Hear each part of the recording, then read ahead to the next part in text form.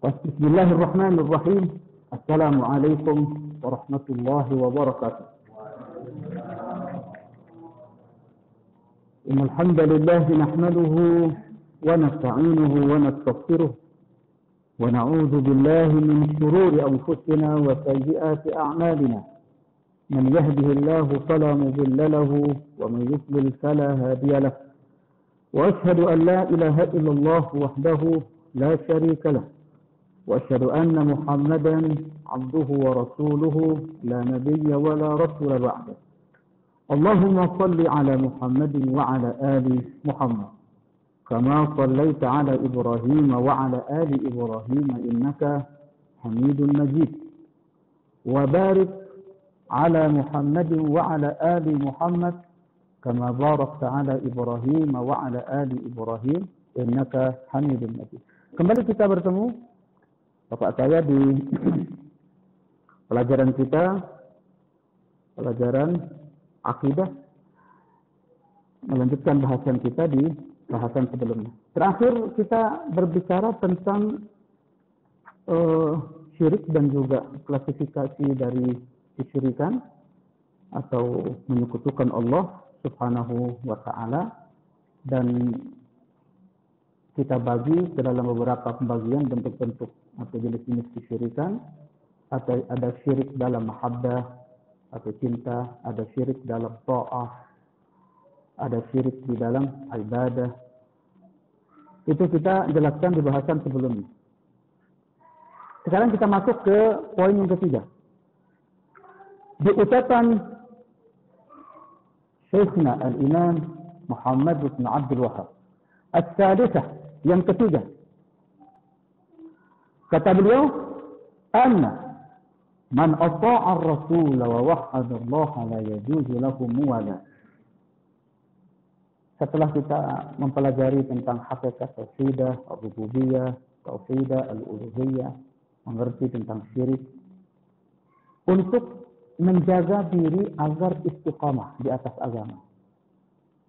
Ini salah satu bahasannya. Kata beliau, sesungguhnya orang yang taat kepada Rasul wa wahadallaha, mentauhidkan Allah, la yajuzu lahu muwala, tidak boleh baginya berkasih sayang, man haddallaha wa rasulah, dengan orang-orang yang menentang Allah dan Rasulnya, walau kana aqrab qarib, meskipun dia terhitung kerabat yang paling dekat.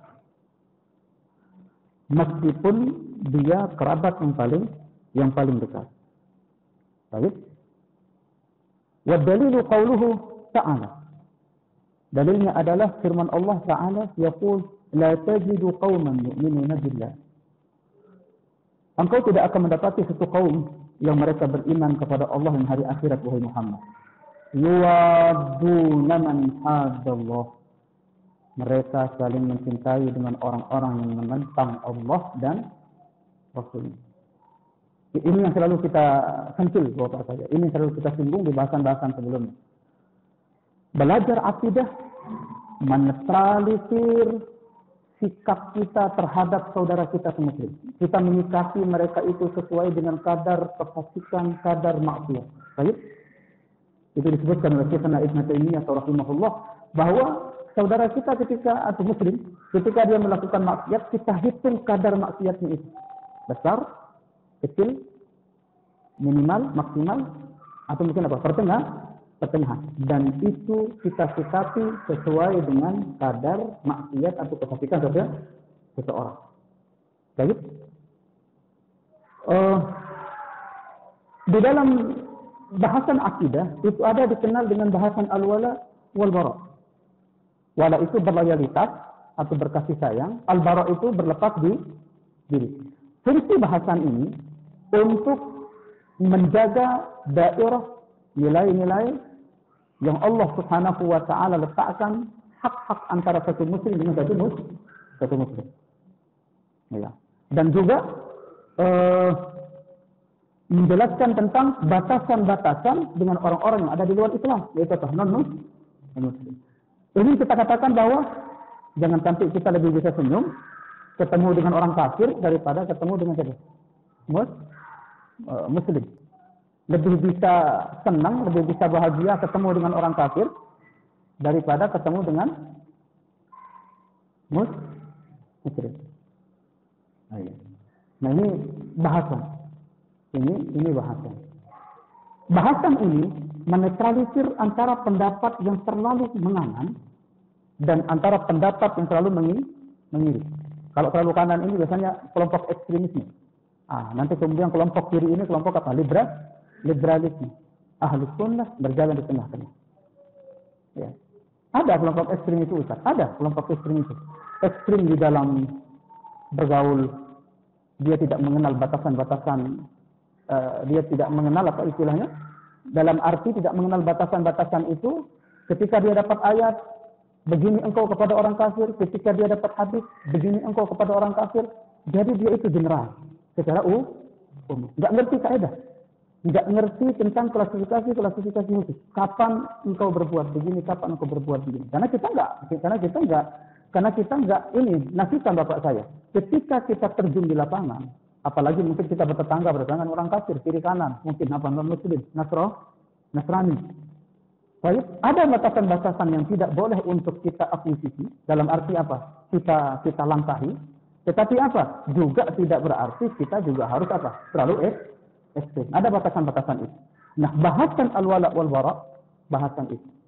Dalam bahasa sederhana kita, bapak saya, bahasan al-wala wal-bara ini adalah bahasan untuk menjaga kita di atas nilai-nilai Islam dan kita bisa bersikap semestinya kepada agama di luar non-Islam.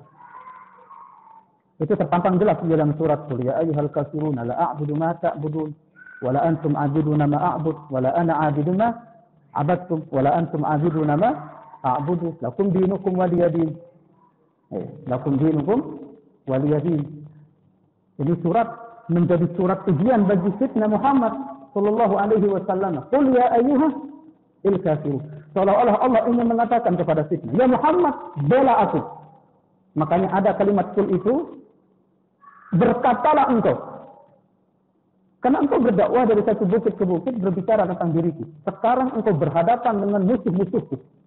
Orang-orang yang menentang Allah dan Rasulnya. Bela diriku. Qul ya ayyuhal kafirun. Bela diriku selanjutnya. La a'budu ma ta'budun wa la antum 'abiduna ma a'bud. Sepertinya engkau mulai rasa khawatir wahai Muhammad. Sepertinya engkau mulai merasa takut wahai Muhammad. Ucapkan kalimat setelahnya dan yang lebih dari kalimat yang kedua. Lakum dinukum waliyadin. Karena ini memutus segala kontak dengan orang non-Islam, non-Muslim, dengan batasan-batasan yang ada. Baik, dan ini berat bapak saya. Karena negosiasi-negosiasi yang pernah kita sebutkan di bahasan sebelumnya, makanya akidah ini bahasan yang luar biasa. Dengannya atau bahasan dengannya kita mengerti nilai-nilai di mana saja kita berdiri dan di mana saja boleh kita tidak berdiri. Orang kalau nggak belajar akidah ya serampangan nanti. Ima dia terlalu ekstrim, ima dia juga terlalu apa? Diri liberal. Akhirnya mengatakan bahwasanya nggak apa-apa. Cinta kepada orang kafir. Baik, nggak apa-apa. Saya nggak benci kekafirannya. Saya nggak benci orangnya. Kita juga nggak benci kekafirannya. Orang kita dilahirkan dalam kondisi berbeda. Pernah nggak dengar orang kayak begitu? Padahal Allah Ta'ala yaqul la tajidu qauman yu'minuna billah wal yawmil akhir yuwadduna man haddallah wa rasulah. Engkau tidak akan mendapati satu kaum Muhammad yang mereka beriman kepada Allah dan hari akhirat. Mereka berkasih sayang dengan orang-orang yang menentang Allah dan Rasul. Ya, makanya orang kafir itu kan disebut najis. Kenapa? Karena akidahnya itu najis. Karena akidahnya itu mencercah, mencela, mengumpat Allah dengan cara apa? Dengan tidak menyembah Allah. Dengan cukup dia tidak meletakkan dahinya untuk menyembah atau mempernyatakan diri untuk menyembah. Itu cukup, dengan itu kita katakan dia telah mencela atau dia telah mengumpat kepada Allah. Karena bagaimana mungkin orang yang mengakui Allah, beriman kepada Allah, beriman kepada hari akhirat, beriman kepada Sayyidina Muhammad sallallahu alaihi wasallam, kemudian mampu hati ini untuk mencintai orang-orang yang di dalam qalbu itu membawa umpatan-umpatan kepada siapa? Apalagi kalau kita berbicara lebih konteks lagi, lebih tekstual lagi. Walan tarda ankal yahud walan nasara hatta tattabi'a millatahum. Mereka atau walan tarda tidak akan pernah ridha orang-orang Yahudi maupun Nasrani kepada kalian sampai kalian benar-benar mengikuti millah mereka. Nah, maka bahasan al-wala' wal bara' untuk menjaga daerah itu Bapak saya. Menjaga daerah itu. Makanya di beberapa tempat, kenapa kalau kita lihat antipati untuk membahas akidah? Tidak dengan Masjid Al-Madani ya, bagus, cakep. Berani bahas apa? Ilmu akidah. Karena di bagian tempat tidak berani bahas. Karena sebagian orang melihat bahwa membahas ilmu akidah itu merusak nilai persatuan. Itu saya pernah dengar langsung dari seorang tokoh nasional negeri ini. Dia mengatakan apa? Jangan bahas akidah. Kalau apa? Kalau itu sampai berujung kepada meretak persatuan. Akhirnya umat jadi bingung Bapak saya. Kadang nilai ini jadi kuning, kadang nilai ini jadi putih, kadang nilai ini jadi hijau, yang tadinya putih hitam, tiba-tiba jadi putih hitam. Seperti zebra cross. Jadi orang nggak ngerti mana Islam, mana budaya, mana tradisi. Orang nggak ngerti. Allah akan tuntut lisan-lisan orang seperti itu. Lebih genting dakwah siapa Pak saya? Muhammad atau kita sekarang? Sallallahu alaihi wasallam. Lebih genting dakwah siapa dulu? Rasulullah atau kita hari ini? Ya Rasulullah lebih genting. Lebih layak untuk beliau yang pertama kali untuk mengkonsolidasi apa? Dengan tema persatuan antar umat beragama. Lebih layak Nabi Muhammad. Kenapa Bapak saya? Karena lebih dituntut untuk itu. Beliau sendirian, umatnya juga sedikit, berada di tengah-tengah orang musyrik keseluruhannya. Kita ini sudah kondisi banyak, tapi lemah, enggak memiliki apa? Prinsip. Makanya kata Imam Ar-Razi rahimahullah, salah satu sentuhan halus surat Al-Kafirun. Surat Al-Kafirun datang setelahnya surat apa Bapak? An-Nasr. Idza jaa an-nasr wal fath. Kata Imam Ar-Razi rahimahullah, faedahnya, hikmahnya, kenapa surat An-Nasr datang setelah surat Al-Kafirun? Al-Kafirun, An-Nasr, pertolongan, itu adalah buah yang Allah berikan karena Nabi Muhammad berani bersikap kepada orang-orang di luar kelompok apa Islam. Selama Anda enggak berani bersikap, Allah enggak akan turun dengan pertolongan. Dengan alasan apapun Anda beralasan. Alasan Anda sedang membangun stabilisasi keamanan. Baik, bagus kedengarannya, bagus. Tapi dengan apa namanya? Tapi dengan menghapus, dengan merusak, dengan mematahkan sendi-sendi agama itu. Baik. Dan itu bukan cara orang metode Nabi Muhammad untuk mencari kemenangan. Tapi metode kemenangan yang diambil oleh fitnah, beliau merawat sendi-sendi keislaman itu. Tidak membiarkannya patah dengan apa? Dengan negosiasi kosong. Kemudian diajak negosiasi Nabi kita. Muhammad, engkau sembah Tuhan saya sehari, nanti saya sembah Tuhan kau sehari. Kalau pikiran kita mungkin hari ini, mungkin kita bisa mengatakan begini Pak saya, enggak apa-apa deh, saya sembah Tuhannya. Yang penting di hati saya masih beriman. Iya enggak? Mungkin kalau kita mungkin akan berkata begitu hari ini. Kita sembah Tuhannya, yang penting hati kita masih beriman. Untuk kita memantik sebuah keuntungan. Paling tidak dia sujud kepada siapa? Enggak. Nabi Muhammad lah. Makanya Allah tuntut sikap Nabi Muhammad. Lakum dinukum wali. Mau setengah hari, mau sepotong hari. Nah, bagi kalian agama kalian. Bagiku agama. Sikap beragama seperti ini yang hari ini kita butuhkan Bapak saya. Inilah yang akan mentalisir anak-anak muda. Yang hari ini anak-anak muda lebih menggandrungi nilai-nilai barat. Kalau sekarang mungkin barat, bukan barat ya sekarang ya. Kalau Korea itu yang mana Bapak? Timur atau barat, utara? Hah? Kalau Korea dari Indonesia? Apa? Timur? Asia? Kalau ke timur-timuran biasanya konotasinya ke Arab-Araban ya kan? Iya. Sekarang ini bukan ke barat-baratan lagi. Ya kalau dulu zaman-zaman kita itu ada celana borju dulu kan, pecah-pecah dulu tuh. Nah, itu barat itu. Kalau sekarang celananya apa? Selim kecil. Tak sampai kapan? Sampai betis. Udah kayak celana dalam cewek, laki-laki pakai celana seperti itu. Apalagi sambil lenggak-lenggok. Udah bukan laki-laki kalau kita lihat. Setengah laki, setengah cewek. budaya-budaya seperti itu. Kalau enggak kita galakkan nilai-nilai ini dari masjid ke masjid, kita kepung negeri ini. Dengan cara apa coba Bapak? Kita enggak akan punya menaruh harapan besar di sekolah-sekolah umum yang tidak ada diajarkan seperti ini. Wallahi enggak ada. Bahkan hari ini petinggi-petinggi kita itu berupaya untuk menghapus nilai-nilai apa? Kontras perbedaan antara Islam dan non-Islam. Seolah-olah mereka ingin berkata, enggak ada lagi Islam, enggak ada lagi non-Islam. Nyatu jadi satu. Kalau setan iblis, bagus juga ya, cakep. Ya. Bahkan ini diongkos. Nilai-nilai ini diongkos kemana? Ke luar negeri. Menjadi apa? Menjadi bahan-bahan seminar internasional. Keberhasilan negeri ini untuk merajut persatuan antara non-Islam dengan Islam. Antara semua agama. Bagus, cakep. Tapi ada satu sengketa yang tidak pernah muncul ke permukaan. Yaitu apa? Nilai-nilai Islam yang senantiasa ditindak dengan alasan apa? Terorisme dan yang lainnya, tidak mengenal toleransi dan yang lainnya. Padahal di situ ada satu kelompok kecil yang mereka sedang membela keyakinannya sendiri. Tapi Bapak saya, memang agak cukup kompleks masalah kita. Ya maka bukan kita menginginkan untuk negeri ini berubah wujud warna, enggak, kita enggak inginkan itu. Tetapi sumbangsih yang Allah akan tuntut, kecil maupun besar, sumbangsih apa yang pernah kita berikan untuk agama Islam.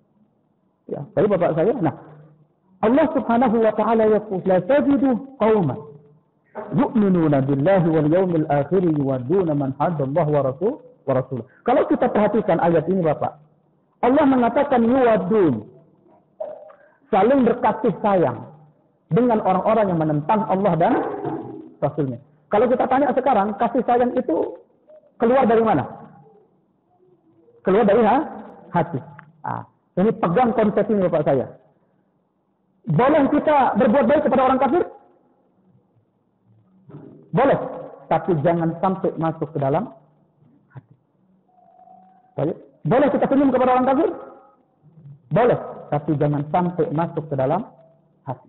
Tetapi tetap para ulama memberikan batasan. Jangan terlalu dekat. Kenapa? Karena bisa saja engkaunya yang akan apa? Terseret. Karena semua pemeluk agama pasti memiliki misi masing-masing. Pasti. Itu enggak bisa dielakkan. Orang kita disebut domba-domba tersesat, ya enggak? Ayo. Padahal mereka masih kita sebut sebagai manusia. Manusia apa? Umat apa? Umat dakwah. Umat yang wajib didakwahi. Kita dibilang domba, Pak. Kita dibilangnya domba. Domba-domba tersesat. Jadi harus diikat dulu dombanya, diseret. Baru itu harus. Baru itu enggak tersesat. Semua orang itu pasti punya misi. Bohong kalau orang enggak mengatakan misi. Bahkan orang yang paling kencang, paling nyaring ngomong hari ini mengatakan pisah politik antara agama. Mereka bahkan orang paling pertama mencampur aduk antara politik dengan apa? Agama. Sebenarnya itu hanya untuk langkah-langkah mematikan langkah-langkah siapa? Umat Islam. Baik. Barakallahu fiik. Nih generasi masa depan kita nih Bapak. Iya. Generasi masa depan. Baik Bapak saya. Kalau kita perhatikan ayat ini, yuwadun. Mereka berkasih sayang. Berkasih sayang itu lahir dari dalam hati.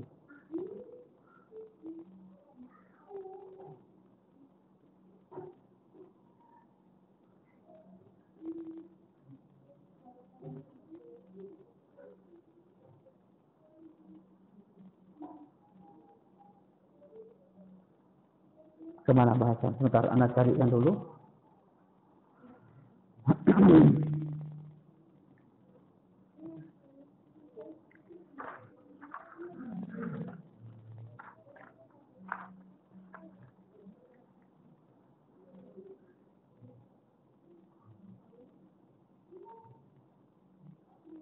Nah, baik.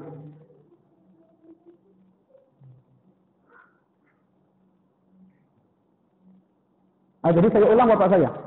Kita boleh berbuat baik, tapi jangan masuk ke dalam hati. Boleh melakukan pendekatan, tapi jangan masuk ke dalam hati. Bisa. Contoh misalkan hubungan seorang ayah dengan anak. Misalkan anaknya muslim, ayahnya kafir. Apakah kita batasi untuk berbuat baik? Tidak, tetapi jangan mencintai. Sulit Ustaz, gimana enggak mencintai ayah? Orang dia melahirkan kita. Belajar. Itulah yang dulu pernah diuji. Ayat ini turun dengan sikap seorang sahabat siapa? Abu Ubaidah ibn Al-Jarrah. Ketika ditantang oleh Rasulullah untuk mendidik ayahnya sendiri. Yang hari itu ayahnya masih dalam kondisi apa? Kasih. Sampai Abu Ubaidah itu, bapak saya, sampai harus dia itu nyelap-nyelip antara pasukan ke pasukan. Karena antara tidak tega dan tidak nyaman untuk dia dibunuh oleh ayahnya sendiri. Dan ia juga tidak tega untuk membunuh ayahnya sendiri. Tetapi turun ayat, la tajidu qauman yu'minuna billahi wal yawmil akhir yuwadduna man hadda wa rasul. Justru dengan sikap-sikap seperti itulah Allah memberikan kemenangan kepada umat Islam dahulu. Akhirnya nilai-nilai Islam itu tampak menjadi nilai yang unggul di atas nilai-nilai semua. Hukum-hukum Islam itu menjadi hukum yang tampak, yang terang di atas hukum-hukum lain. Karena kenapa? Karena masalah sikap. Makanya tadi saya katakan bahwa itu salah satu hikmah kenapa setelah Al-Kafirun datang surat An-Nasr. Karena kenapa? Karena dengan sikap Nabi kita Nabi Muhammad dengan para sahabat, maka Allah berikan apa? Kemenangan.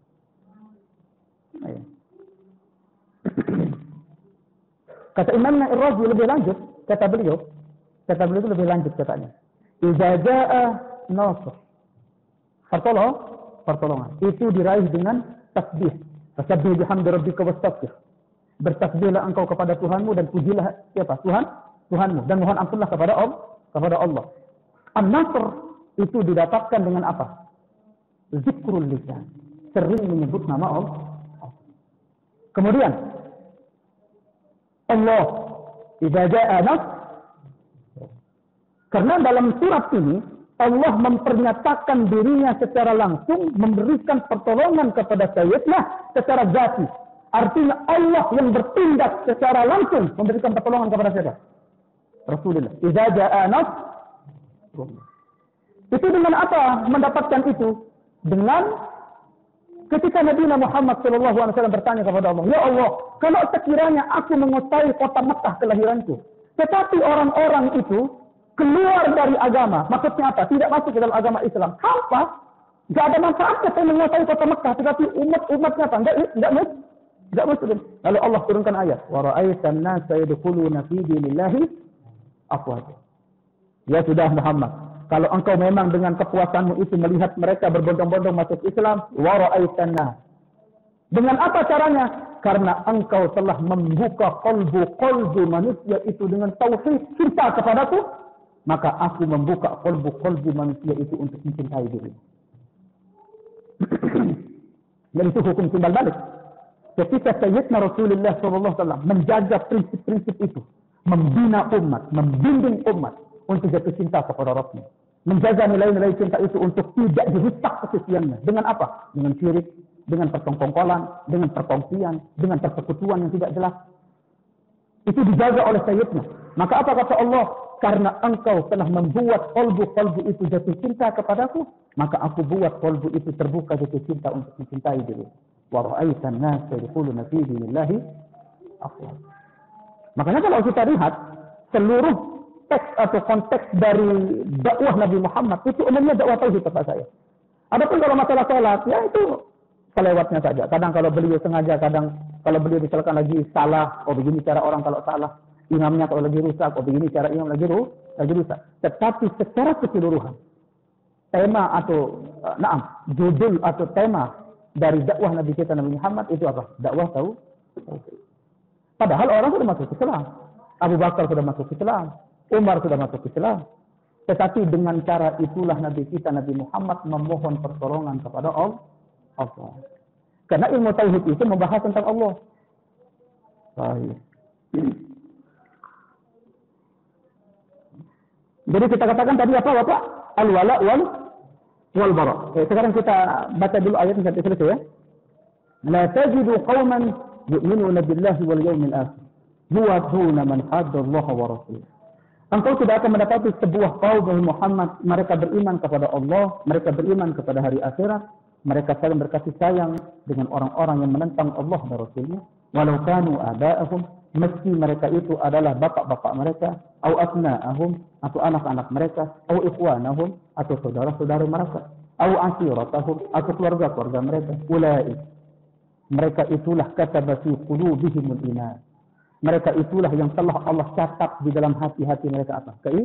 Keimanan. Jadi tidak ada lagi nilai darah.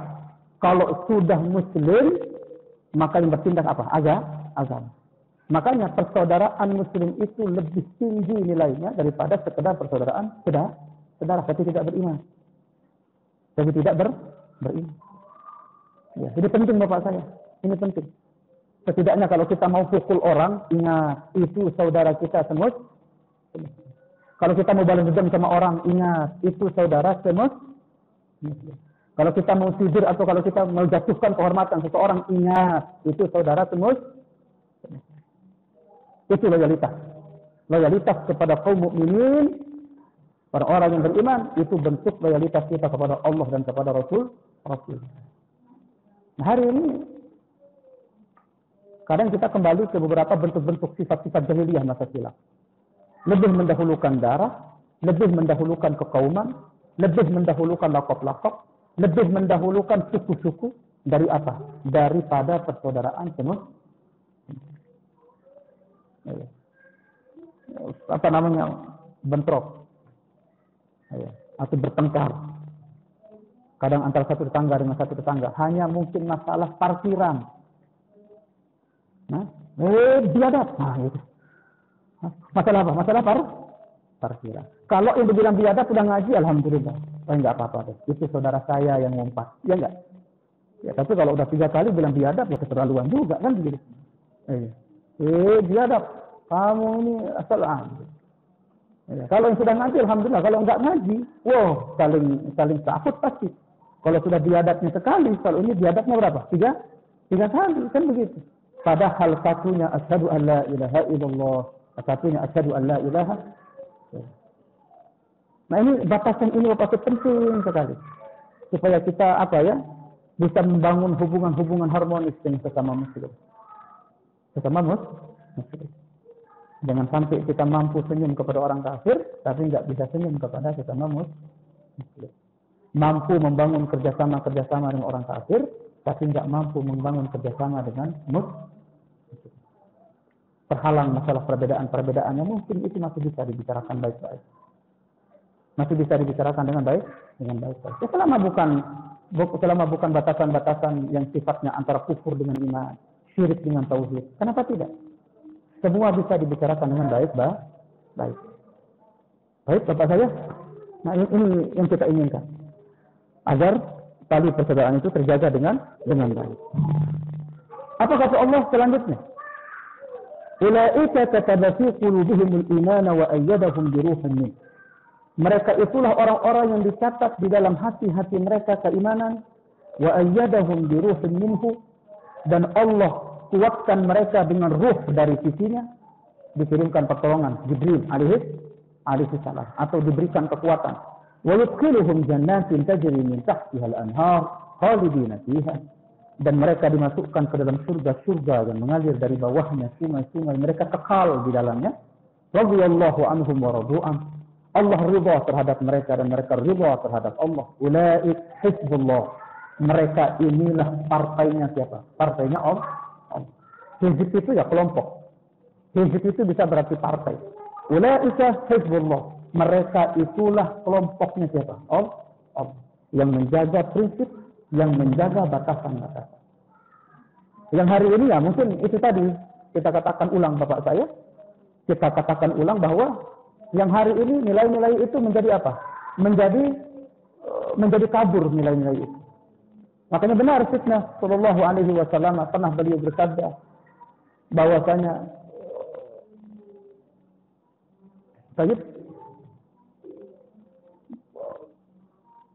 bahwasanya agama ini datang dengan asing, wa sayati gharibah, dan dia juga akan kembali menjadi apa? Wa sayaudu gharibah, dan dia akan kembali menjadi asing. Fatuba lil ghuraba, Maka beruntunglah orang-orang yang apa? Yang asli. Dan juga Sayyidina sallallahu alaihi wasallam yaqul, la tazalu ta'ifatun min ummati zahirina 'ala al-haq. Akan senantiasa ada satu kelompok kecil dari umat ini. Makanya kalau kita katakan, Bapak saya, kelompok-kelompok ahli tauhid, tidak bisa untuk kita tidak katakan kelompok. Karena Rasul sendiri yang mendeskripsi mereka dengan kalimat apa? Ta'ifah. Akan senantiasa ada satu kelompok kecil di tengah-tengah umat ini. Umat itu maksudnya umat Islam. Ketika Nabi kita mengatakan umat, tidak ada lain berarti umat siapa? Umat Islam. Umat Islam di tengah-tengah kerusakannya, la tazalu ta'ifah, akan senantiasa ada satu kelompok kecil, zahirina 'alal haq, yang mereka akan tegar di atas kebenaran. La yakhzuluhum man khazalahum. Mereka tidak akan pernah bergeming dengan cecaan dan celaan terhadap mereka. Hatta ya'ti Allah bi amri. Sampai Allah datang dengan perkara. Ima dia mati dalam memegang prinsip itu, atau dia diberikan kemenangan oleh Allah Subhanahu wa ta'ala. Baik, Bapak saya. Nah, kita ingin mempernyatakan diri untuk itu. Kita bergabung meskipun itu mungkin kelompok kecil, tetapi kita bergabung dengan nilai, dengan jiwa yang besar, dengan kita semangat yang besar untuk membela dari nilai-nilai yang Allah bela dan Rasulullah sallallahu alaihi wasallam bela. Baik. Ulaika hizbullah, mereka itulah kelompoknya Allah. Ala inna hizballahi humul muflihun. Ketahuilah sesungguhnya kelompok Allah lah, mereka lah yang akan menang. Makanya kalau kita persentase, Bapak saya, kemenangan umat Islam dari zaman dulu, semua peperangan yang dimenangkan oleh umat Islam, persentase jumlah pasukan dikirim oleh Nabi Muhammad lebih sedikit atau lebih banyak? Sedikit. Biasanya orang kalau sudah banyak, sombongnya angkuh biasanya. Makanya fakta sejarah, ketika umat Islam lebih banyak pasukannya dikirim ketika perang Uhud, kalah umat Islam. Karena kemenangan itu bukan tentang soal jumlah kuantitas, tetapi kemenangan itu tentang apa? Kualitas dan pengaruh. Kadang ada satu orang tetapi memberikan pengaruh. Tapi kadang ada banyak orang tapi tidak memberikan pengaruh. Karena kenapa? Karena dia nggak paham bagaimana cara berjuang. Karena nggak paham bagaimana cara berjuang. Baik, Bapak saya.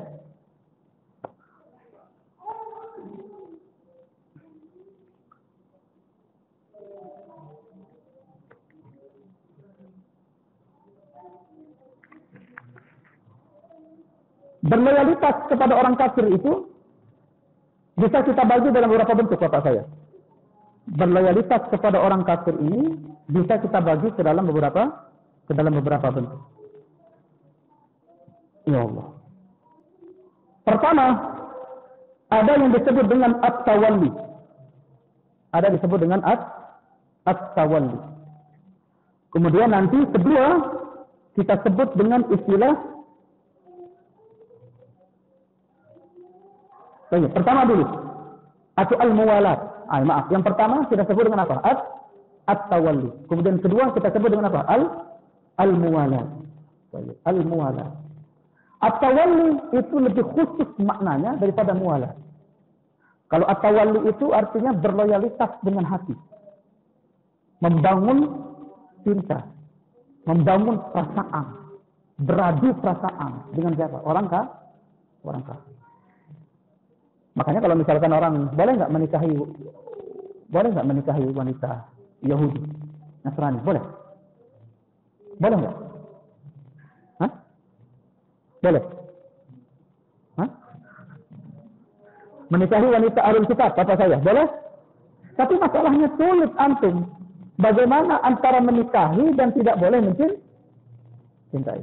Karena antum ketika mengucapkan kalimat aku menikahi Anda, maka itu tangga pertama Anda harus mendakwahi perempuan itu untuk apa? Masuk Islam. Jangan dipahami boleh menikahi Yahudi Nasrani itu kemudian kita diam-diaman gitu. Ya udah kamu ke gereja, saya ke masjid. Wah ini mah enggak. Hilang nilai mahabbah kepada Allah itu hilang. Dilebur dengan nilai mahabbah kepada makhluk. Sudah masuk ya. Kita azan dulu. Tafadhol.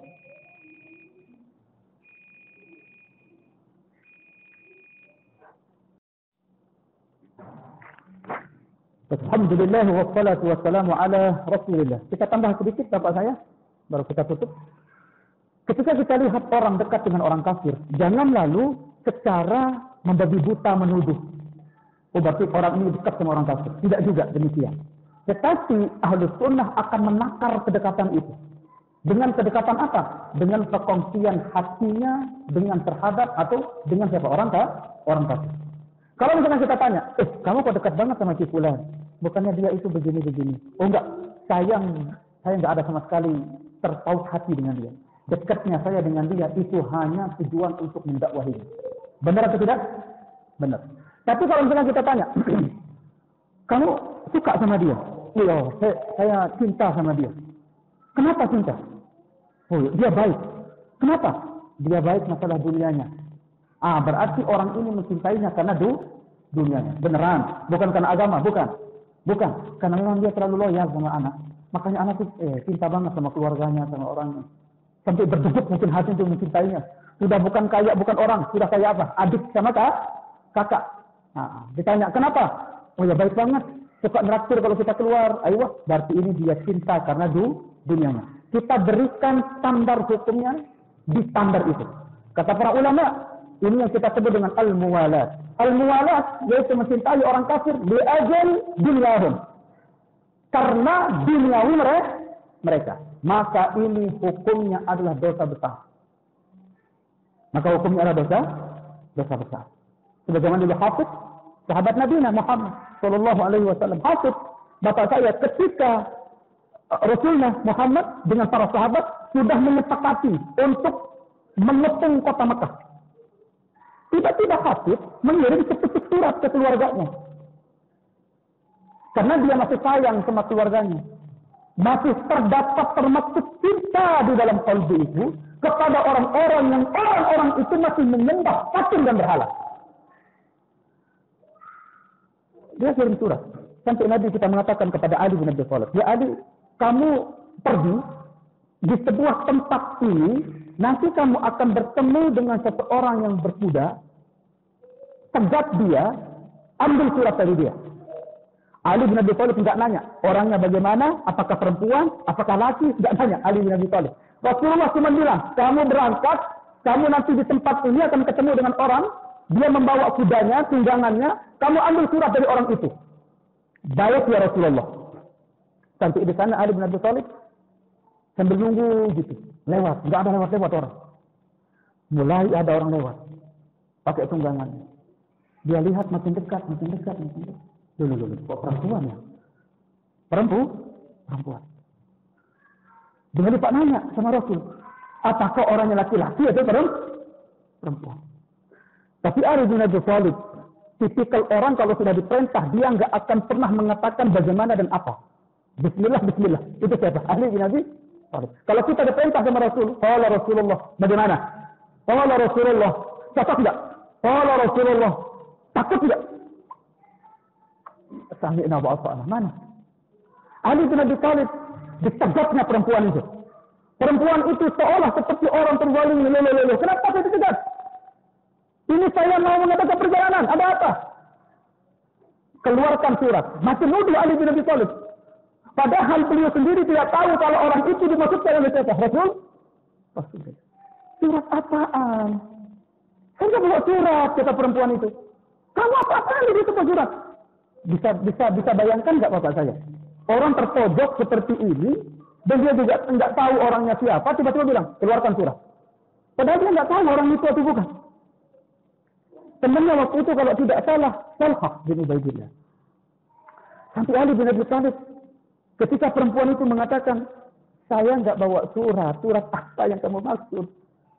Kata Ali kepada Talhah, ini benar nggak orangnya ya? Kamu sih nanya duluan, kan gitu mungkin bahasa kita kali gitu kan? Tapi enggak.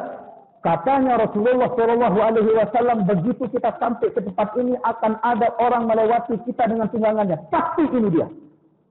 Bismillah sudah. Saja. Di ultimatum sama Ali bin Abi Thalib. Keluarkan surat itu. Surat apa? Saya ini mau lewat. Kamu ini apaan? Kalau kamu enggak mengeluarkan surat itu, saya telanjangi. Kata siapa? Ali bin Abi. Perempuan itu agak takut dia kalau dibilang ditelanjangi, iya enggak? Akhirnya dia diperiksa, kemudian dia dari tulisan, sarung atau kain mungkin ya, jatuh seperti surat. Allahu Akbar. Semakin Ali bin Abi Thalib itu jatuh cinta kepada Rasulullah. Bahwasanya Rasul ketika berkata itu bukan perkataan manusia biasa, tapi itu sudah berupa apa? Wahyu. Siapa yang bisa untuk mengukur ini orangnya atau bukan? Jatuh surat itu. Nah ini suratnya. Mulai gemeteran si perempuan. Siapa yang nyuruh kamu? Dibaca surat itu. Ternyata isi surat itu untuk keluarga Hafid mengamankan hartanya dan mengamankan dirinya di rumah-rumah yang bisa mengamankan dirinya. Karena Muhammad dan pasukan kita akan mengepung Mekah. Bayangkan bapak saya. Ini kalau bagi kita ini pengkhianat atau bukan? Pengkhianat ini. Akhirnya perempuan itu gemeteran.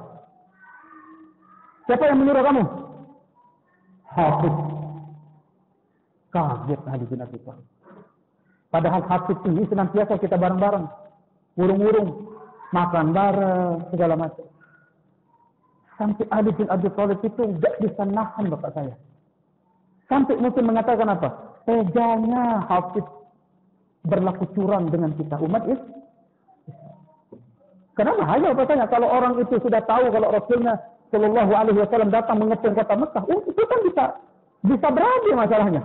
Kalau misalkan orang Mekah mengetahui lebih awal tentang penyerangan itu, bisa saja mereka lebih awal menyerang siapa? Nabi Muhammad Shallallahu Alaihi Wasallam. Akhirnya diberetlah surat itu dengan perempuan itu. Kemudian kata Ali bin Abi Thalib, jangan kata Talha, biarkan perempuan ini berlalu dia pergi. Baik, berlalu dia pergi. Kita bawa surat ini. Karena tugas dari Nabi Muhammad hanya membawa surat, bukan membawa orang yang membawa surat. Oh iya, benar ya. Iya, suruh dia pergi. Akhirnya dia bawa surat. Ketemu sampai akhirnya Rasulullah SAW lagi duduk, dibaca surat itu. Di samping Rasulullah ada Umar bin Khattab. Kemudian kata Fitnah, panggilkan aku Hafid. Hafid datang. Hafid sudah mulai gemeteran. Karena Hafid tahu pasti Rasulullah sudah tahu. Karena nggak mungkin Rasulullah nggak tahu. Masalahnya Rasulullah Nabi, masalahnya Rasul sudah mulai gemeteran Hafid. Umar bin Khattab itu sudah lebih awal dikasih tahu sama Rasulullah isi suratnya. Umar bin Khattab melihat wajahnya Hafid, hilang itu rasa ibanya hilang. Sampai dia berdiri di samping Rasulullah bilang apa? Ya Rasulullah, izinkan aku untuk memenggal kepala. Orang ini munafik, orang ini pembelot, orang ini pengkhianat. Rasulullah Shallallahu Alaihi Wasallam menenangkan Umar. Tenang, duduk Umar. Dengan halus Fitnah bertanya kepada Hafid, ya Hafid, ma hamalaka an taf'ala hadha? Ya Hafid, dengan alasan apa setega ini engkau melakukan perbuatan ini? Dengan alasan apa setega ini engkau melakukan ini? Apa kata Hafid? Ya Rasulullah, ini kita catat ya. Apa kata Hafid? Bukan karena aku cinta kesyirikan dan bukan karena aku cinta kekufuran, tetapi karena aku hanya mencintai keluargaku dan aku mencintai hartaku. Lalu dia melanjutkan ucapannya, ya Rasulullah, kalau Umar bin Khattab, Abu Bakar As-Siddiq, itu orang-orang itu apa? Diperhitungkan di sana. Kalau misalkan kita sekarang mengepung kota Mekah, siapa yang akan berani menyentuh harta Umar bin Khattab? Tidak ada. Sementara kami, siapa yang akan menjamin keamanan keluarga-keluarga kami di sana? Kedua kali Umar bin Khattab mengatakan, ya Rasulullah, izinkan saya untuk memenggal kepala orang ini. Karena sudah dibilangnya apa? Dibilangnya orang sudah apa? Sudah kurang ajar kepada Fitnah. Sallallahu Alaihi Wasallam. Mungkin kalau bahasa kita secara tidak langsung ingin menuduh Nabi Muhammad berlaku khianat. Kalau misalkan di situ keluarga Umar atau di situ keluarga Abu Bakar, tidak ada orang berani menyentuhnya. Kalau Hafid, mungkin banyak orang akan menyentuhnya. Hanya untuk batasan itulah ya Rasulullah. Bukan karena saya mencintai kesyirikan atau bukan karena saya mencintai kekufuran. Berarti dia mencintai keluarganya karena apa? Dunia. Maka dia masuk dalam kategori apa? Al-muwalah, yaitu dosa besar. Baik, mungkin ini dulu Bapak saya. Ya, karena masih ada dari rincian-rincian berikutnya dan klasifikasi berikutnya, supaya kita tidak salah memahami, supaya tidak bahasan terpotong. Insya Allah kita akan bahas di pelajaran berikutnya. Jadi ada at-tawalli, ada al-muwalah. At-tawalli itu berkasih sayang yang dengan menggunakan apa? Dengan menggunakan hati. Mencintai kesyirikannya, mencintai orang syirik, mencintai kekufurannya, mencintai orang kafirnya, dan menginginkan kekafiran itu lebih unggul atau paling tidak sama dengan Islam. Maka dia masuk ke dalam at-tawalli. At-tawalli, wa man yatawallahu minkum fa innahu minhum. Siapa yang bertawalli dengan mereka, maka dia itu telah masuk ke golongan mereka. Tapi kalau al-muwalat, mencintai kesyirikan karena dunia, bukan karena agama. Maka orang ini masuk dalam kategori apa? Dosa besar. Baik, selebihnya kita akan bahas di pelajaran berikutnya. Yang hadir, semoga terus diberikan kesehatan, diberikan al-afiat, dan kita bisa bertemu kembali di pelajaran berikutnya. Wallahu waliyyun dzalik wal qadiru alaih. Kita tutup dengan sama-sama doa kafaratul majelis. Subhanakallahumma wa bihamdika asyhadu an la ilaha illa anta astaghfiruka wa atubu ilaik. Assalamualaikum warahmatullahi wabarakatuh.